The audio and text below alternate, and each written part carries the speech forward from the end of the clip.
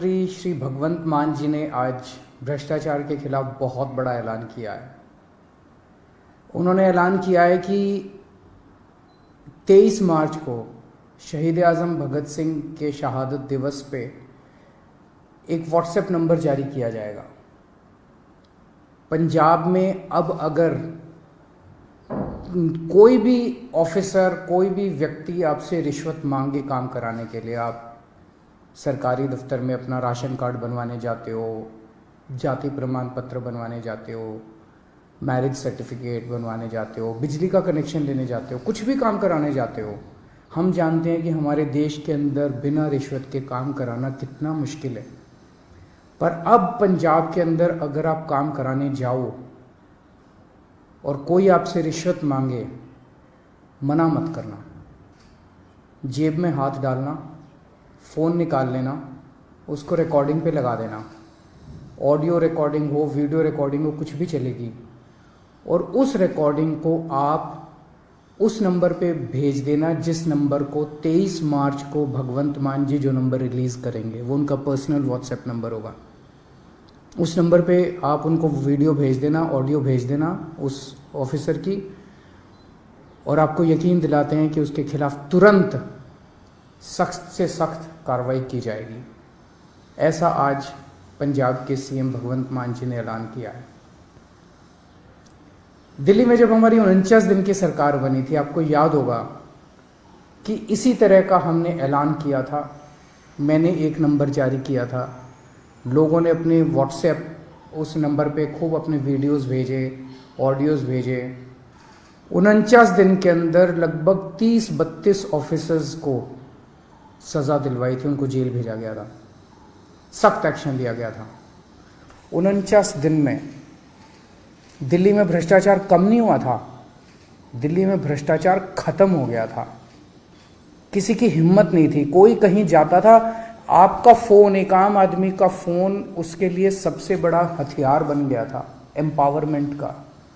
किसी दफ्तर में कोई आदमी जाता था और कोई ऑफिसर रिश्वत मांगता था, वो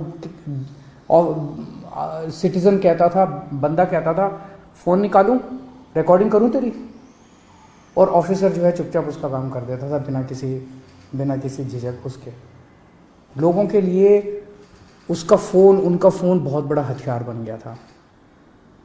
जब दोबारा हमारी सरकार बनी और हमने इसको लागू करने की कोशिश की, प्रधानमंत्री जी ने ऑर्डर जारी करके दिल्ली सरकार की एंटी करप्शन ब्रांच छीन ली हमसे, ताकि हम इसको लागू ना कर पाए।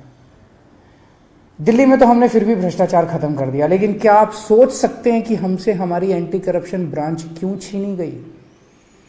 आज 75 साल हो गए आज़ादी के। 75 साल कम नहीं होते किसी देश के इतिहास में। 75 साल बहुत होते हैं।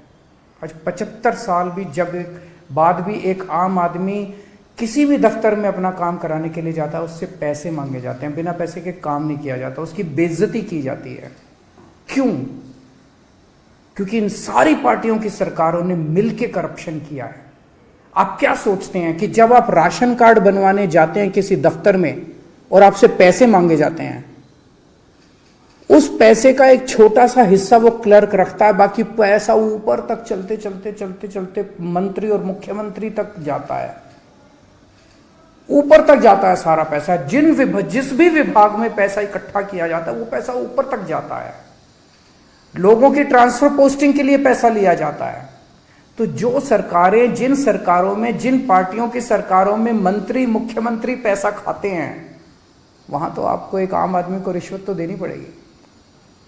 केवल और केवल आम आदमी पार्टी की सरकार है। भारत के इतिहास में आजादी के बाद केवल पहली ईमानदार सरकारें बनी है दिल्ली और पंजाब में, आम आदमी पार्टी की सरकार, जिसमें हिम्मत है कि अगर कोई रिश्वत मांगे, रिकॉर्डिंग कर देना, उसके खिलाफ एक्शन लेंगे।